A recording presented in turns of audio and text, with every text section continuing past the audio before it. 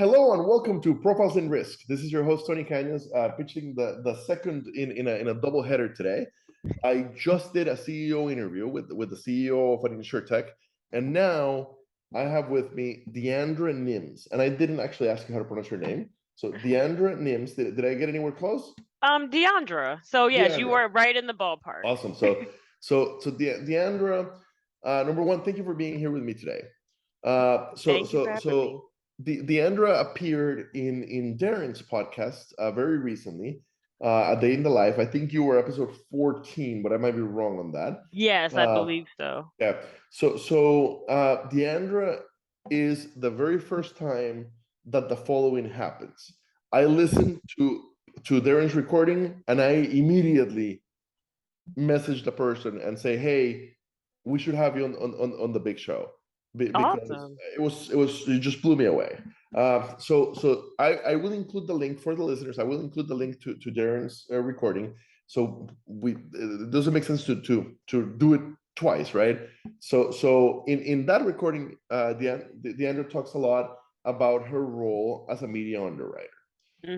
So definitely, if you have an interest in that, and I had never, I don't think I've ever ran into a media underwriter, so I learned a lot from that piece of it. So definitely for the listeners, definitely go check out her story of what it's like to be a media underwriter.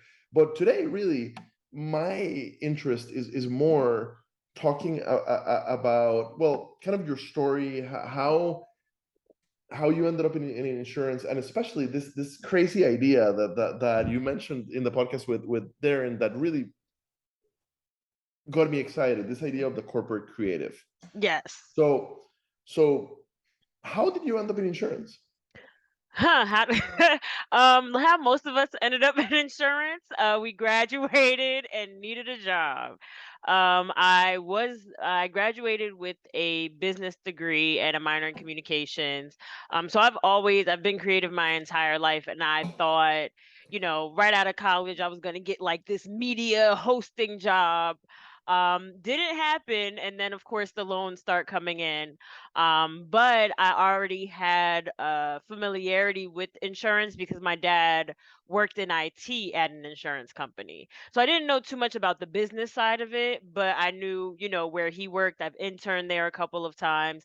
And so I was like, you know what? They had an opening. So I said, let me jump into it. And that was a claim operations associate. So to So go, from humble beginnings. so For sure. basically, like, because of your dad, you knew that there was a solid career here.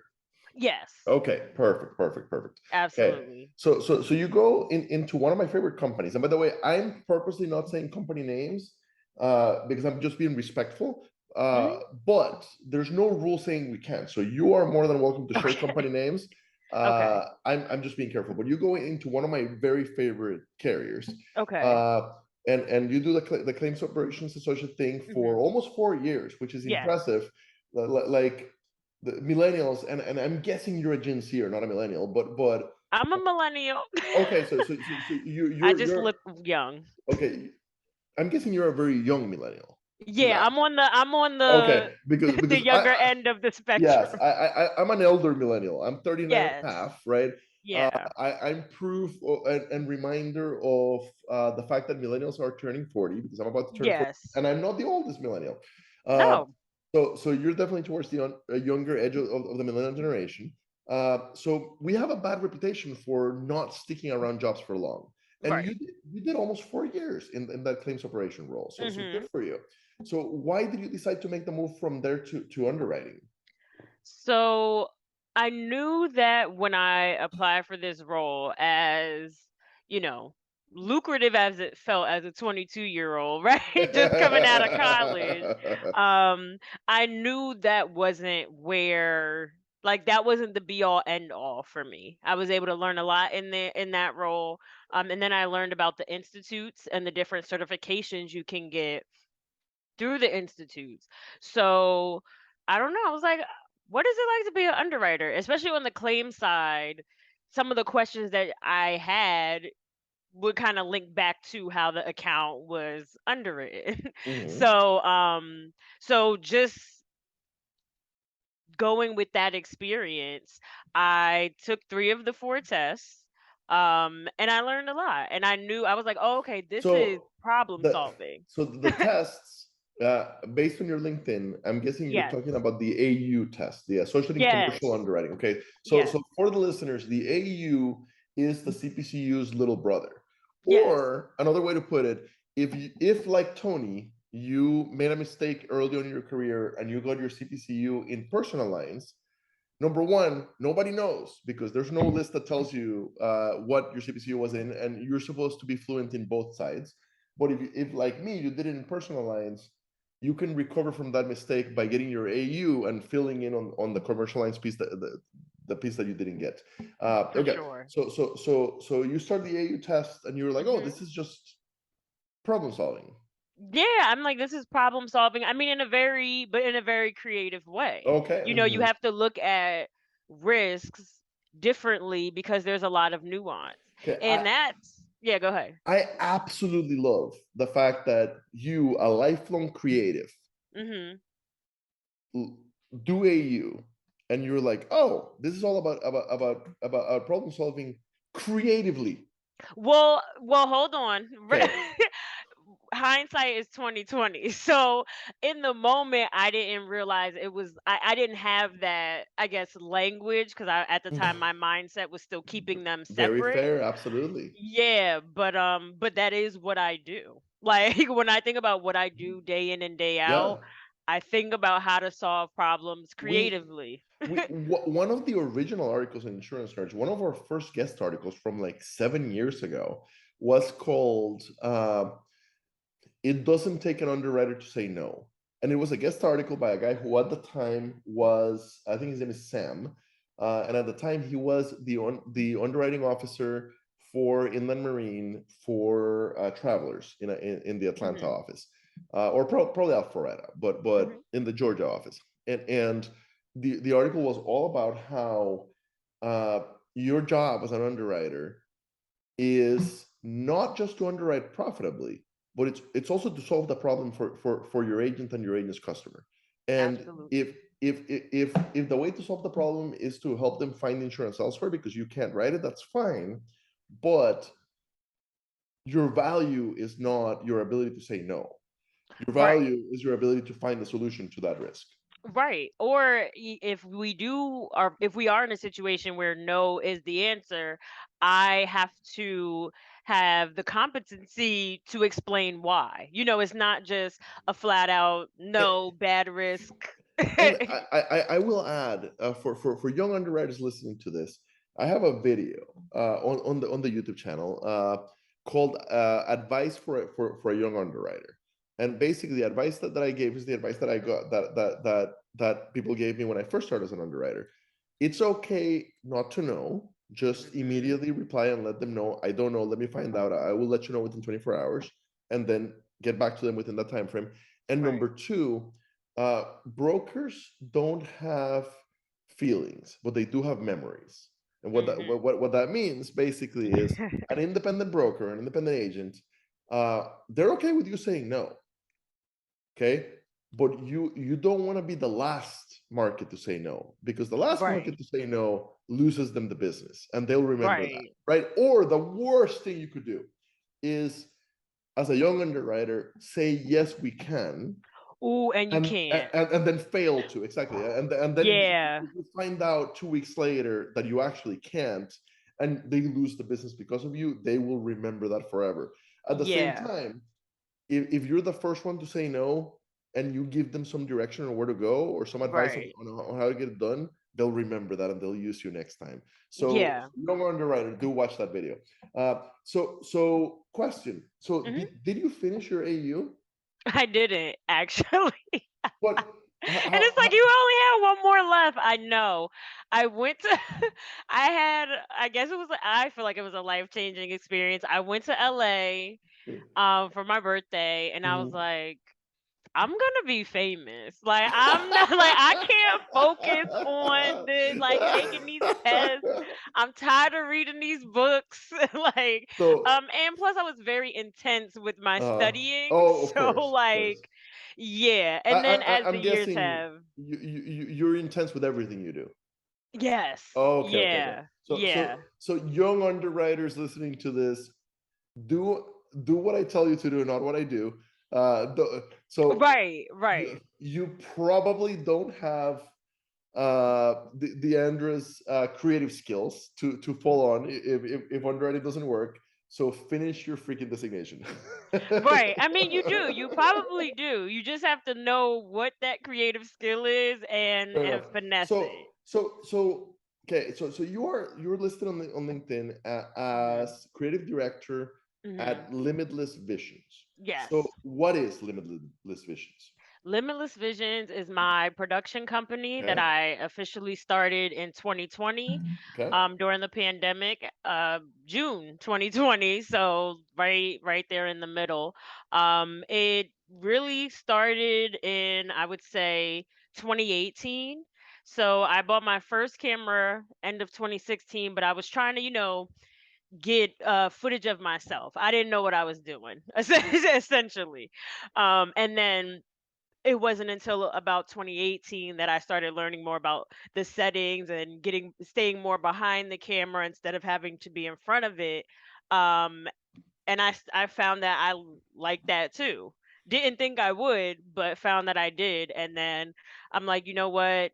People are paying me, $75 here, $100 here. Let me make this a business, and do something I'm passionate about, which also is able to mix in my background in business and just that hustler that has always been in me.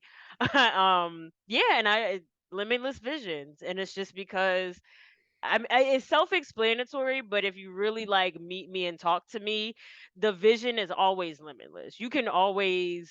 We can always find ways to do what you want to do, you So know? your medium is video. Yes. Okay. Yeah, primarily I'll do, occasional headshots, like, I'll take pictures at events and stuff, but my main focus is video content creation. Okay. And growing up before insurance, were you a video person, or what was your creative outlet before? Creative outlets. So dancing, I did theater, acting, radio show hosting, rapping. Um, What kind of radio show? I'm sorry. What kind of radio show? Oh, so when I was rapping, I was like, "Oh, okay, blog." There's a website called Blog Talk Radio, and you can sign up and have your own radio station, essentially. And I would feature other upcoming artists to, play their music, and people could write in. I was able to secure. I was like 15 and 16, securing like people that were on VH1 reality shows. Oh Um, wow. So yeah. question. Okay, so you grew up dancing, and then Yeah. you got into video. So Well, not video, acting. oh, okay, Yeah, like so all of these things came okay. before video. Okay, but dancing was one of them, and then Yes. later on you get into video. Yes. So how come you're not TikTok famous? Were you just too late to the party?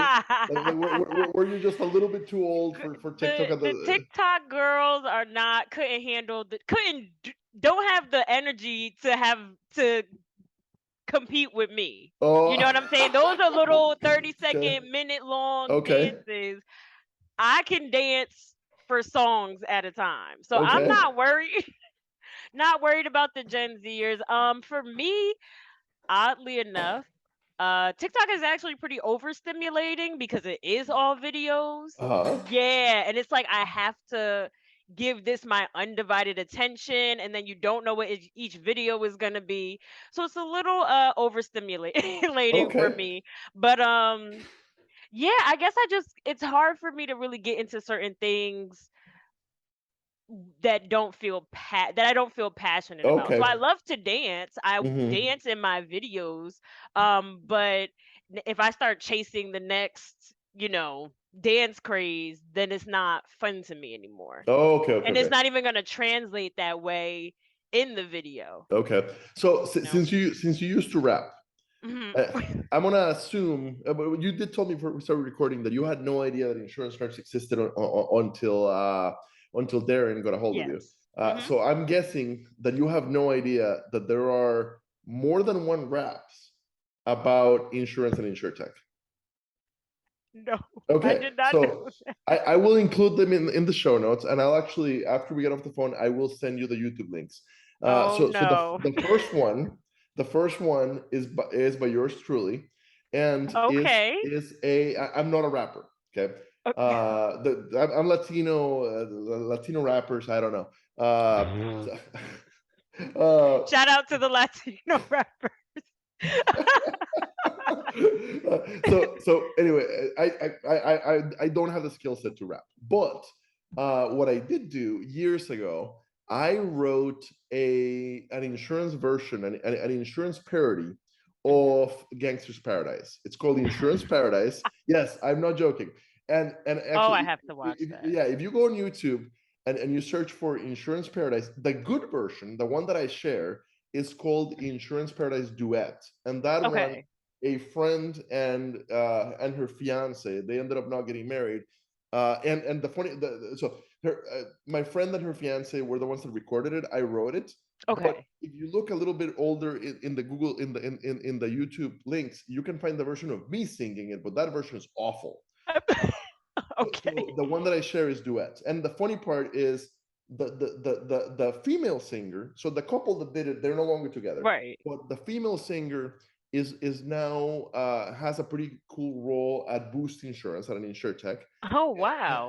And the male singer, the rapper, was not in insurance at the time of recording that song. He had no idea what he was rapping about. Right. He had never worked in insurance. Mm-hmm. He's now a fellow CPCU. He's now an underwriter, and Wow. recently he called me for career advice, and I knew who he was. We had never Right. actually chatted. So anyway, so he gets on the video. Chatwithtony.com is my free career advice. So he gets on the video, and I'm like, hey, Zach, I have before we start chatting, I have a really serious question for you. And I start playing the song, and he immediately goes like, oh, I know what this is about. And I'm like, thank you so much. You have no idea how insurance famous you are, because I play this at every insurance conference I speak at. Wow. And then I'm like, oh my God, you're a CPCU now. Are you gonna be in San Francisco for the annual meeting? And he's like, yeah. And I'm like, I'm gonna be running around behind you with my little playing the song and going like his anthem, right? And he's like, oh my God. And I'm like, no, I don't want to embarrass you, but thank you so much. So anyway, there's that one. And then there's a guy named Curtis. Curtis is a really good rapper. And Curtis happens to be an insurance professional. He's also a video production guy. Video production is his passion.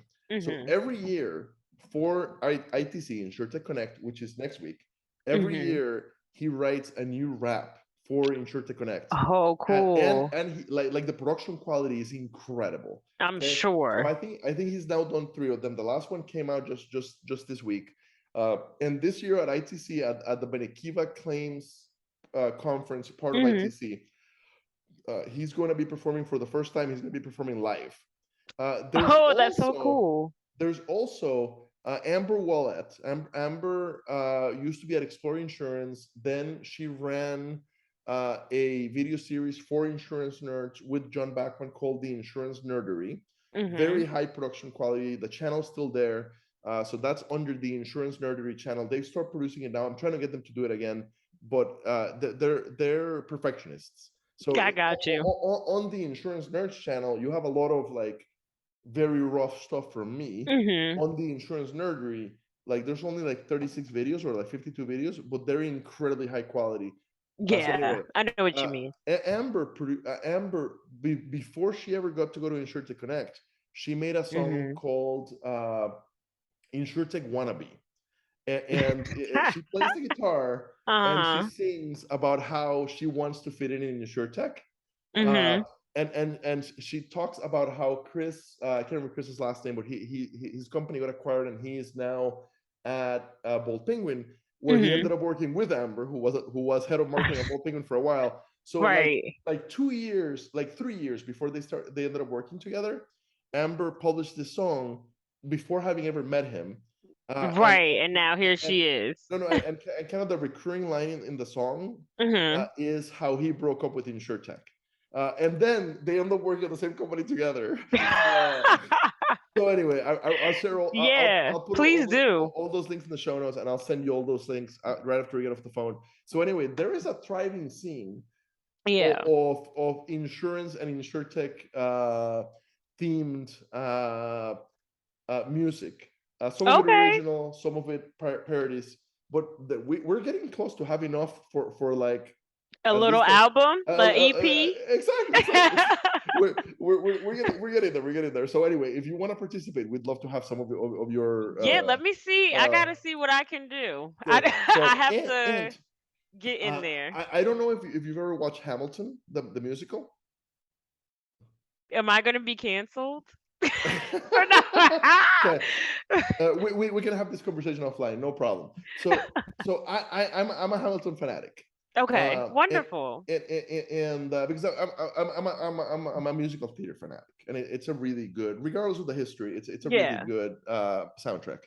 And so my favorite song in Hamilton is "My Shot," which is like Mhm. 7 minutes long. So at some point, I wrote an insurance version of "My Shot," but Oh, nice. I have not been able to find somebody to sing it because Taryn, who sang the duet version of Insurance Paradise, said no. So I have not found. Right. So maybe Curtis. I'll have to look. So Curtis would be the perfect person. So anyway, so there is a thriving scene of insurance and insurtech theme music. Uh, Okay, sounds so good to me. right. So tell me about what is a corporate creative?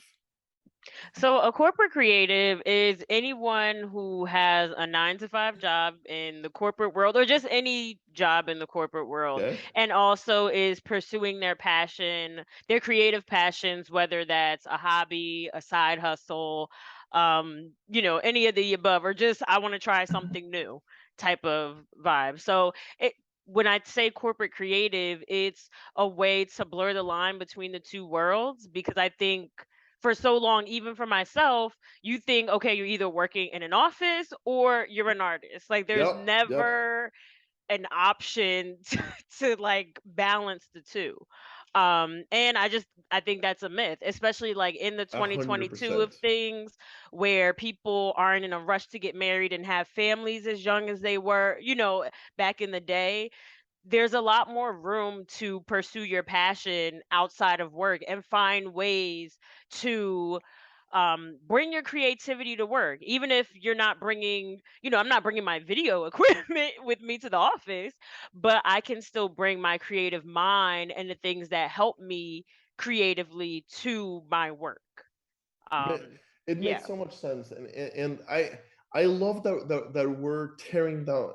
And I'm gonna say you. I love that you Yeah. are tearing down the walls between the two worlds of a corporate career and a creative side. So awesome, so really awesome. And Thank for you. the listeners, one of the huge advantages of insurance, I tell this to people all the time when they call chat with Tony. I say, hey, I'm passionate about insurance, Mhm. but that doesn't mean you have to be. Okay. What insurance can offer you if you do things right, if you follow my advice, is a great career, Mhm. 37 to 40 hours a week, maybe a little Mhm. more during renewal season. Right. And I always give the disclaimer, in claims you will probably work more than that. But Right. in underwriting and in a lot of other areas of insurance, 37 to 40 hours a week, most weeks, maybe a little bit more during renewal season, that's fine. And a really good paycheck and benefits and stability and recession proof industry. And that leaves you enough time to pursue your passion on the side, Truly. whatever your passion might Truly. be, right? And maybe you'll get really lucky and you'll get to mix your passion, right? And I think you're a great example of that because you ended up being a media underwriter. Right. I don't remember from the chat with Darren if the fact that you were producing media helped get you the job as a media underwriter. Okay, so here's a story. On my resume, so the short answer is yes. I But on figured. my resume, I didn't include my business because again, keeping it separate. I'm not gonna put, anything creative because it quote unquote won't matter or they'll Or it'll disqualify hurt me. you, yeah. Right, or it'll hurt me. And so during the interview, but I had no issue mentioning it during the interview Good. process. Probably a good. That was probably good decision making right Yeah, there. like I feel like, okay, if you're talking to me at that point and you're getting to the Mhm. point is to get to know me, then okay, like I'll disclose it then. And I did. One of the people I interviewed with, who ended up being my manager when I first started, I told him, I was like, yeah, I have my own company. He's like, well, why isn't that on your resume? And I was like, oh, well, I didn't really think it was, relevant. He's like, it's very relevant because, and he said, he's like, you haven't underwritten before, but just because you haven't underwritten before, this underwriting is also about relationships and being able to work with other people and working under pressure. And you telling me that you have your own business tells me that you can have some sort of competency with those things. I don't have to train you, because sometimes, like, you either have it or you don't. It's like I don't have to Mhm. train you to have it. I Mhm. just have to train, the technical parts, our appetite, how the Yeah. systems work. Underwriting is not rocket science, It's not. It's right? really not. We can teach you underwriting. I call this the aviation underwriter paradox. Okay, and Yeah. for the listeners, basically everything requires insurance. Okay, Yes. whatever it is you're into, somebody underwrites it, somebody does claims on it, and somebody sells it. Somebody sells insurance for it. Okay, Mhm. and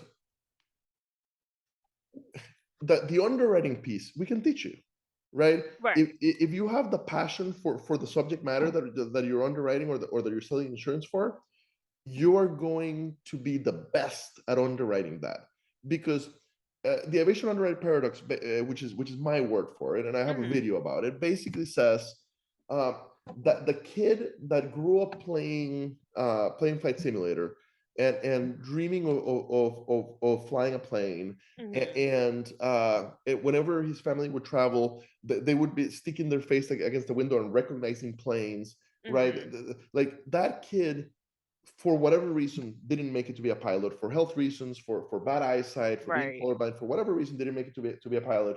That kid is a perfect aviation underwriter or aviation broker.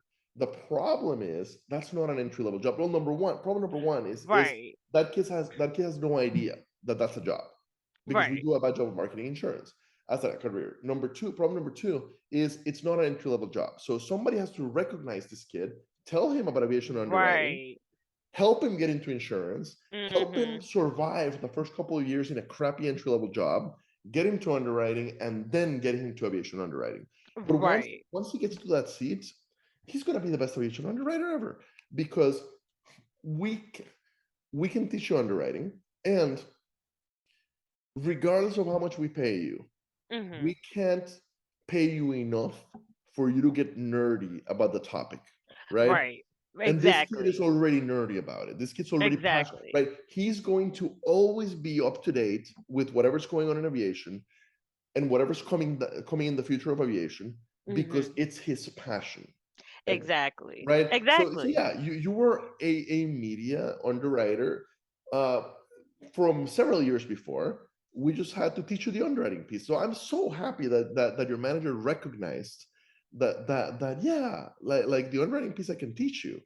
You understood the Right. media piece, which is the Right. hard part of what we do. Right. And especially, like, again, with managing relationships, because as you spoke about earlier in the episode or in the call, telling people when you're going to get back to them, even if you have to say no, explaining, hey, this is the reason, or hey, I can't meet you at 5,000 premium, but I can meet you at 65. You know what I mean? And so, and that's what I mean when in terms of like the corporate creative. I also want to show companies, well, not just show companies, but really make companies responsible for valuing creativity in a way that hasn't really happened before. You know what I mean? Like, my manager valued my creativity to the point where it got me the job. And not just got me the job, it's truly one of the reasons I'm thriving in my current Of position. course, it was Um predictable. yeah, and it's not even out, it's even outside of just underwriting, just the value I bring to the team with my own creativity. So I just want to show companies, look, sometimes it's not always going to be about credentials. Like, understand that what people do in their personal time, like with their creativity, can also be skills that are valuable in this current role. And I want to show creatives, hey, this is not just something you do on the side. You can, you know, corporate America it up and make it sound like something that companies want to see and will also value. So it's like, I really want to bridge the gap on both ends, and I think that, like I said, because I work in both, I just have some level of understanding of both worlds. Uh, really fantastic. I like mic drop kind of thing. Did I make you spit out your juice? No, Uh, it's all good. It's all good. It's all good. so we're kind of running out of time here, and I'm running like I've had like 16 meetings today, including two podcasts in a row. So Okay. I'm running on fumes. But what a pleasure! It's been fantastic Thank to chat with you. you, and such a refreshing perspective Thank on you. what we do. So thank you so much for agreeing to come on a second podcast episode with Insurance Nerds. Absolutely. It's been so much fun. And I cannot wait to see both your insurance and your creative career continue to grow. Thank you. Eh, Can I do eh, a quick plug? Absolutely, So please. I have I do have my company on LinkedIn for anyone who wants to follow. It's new page, so doing updates as I can, but I will be dropping content about being a corporate creative where I give tips on how to be a corporate creative. And again, it's for people who are, if you're solely in the corporate world, if you're solely in the creative world, or if you're a corporate creative like me. So again, I just want to get those conversations started so, the ball can really start rolling. And for the listeners, if you made it all the way to, I don't know, minute 35 of the recording, quite clearly you like her style, and quite clearly you have an interest in this idea of the corporate creative. So I will include the link on the show notes. Just click on it and click subscribe, or follow. I think in LinkedIn it's follow. Yeah, Click yeah. follow, because quite clearly, like, her stuff is going to be is going Thank to be you. valuable to you. I appreciate So yeah, that. no, thank you for the plug. That was really fantastic. uh I look forward to continue the conversation as your career keeps growing. Thank you. Absolutely. Thank you so much, Tony. Have a good one.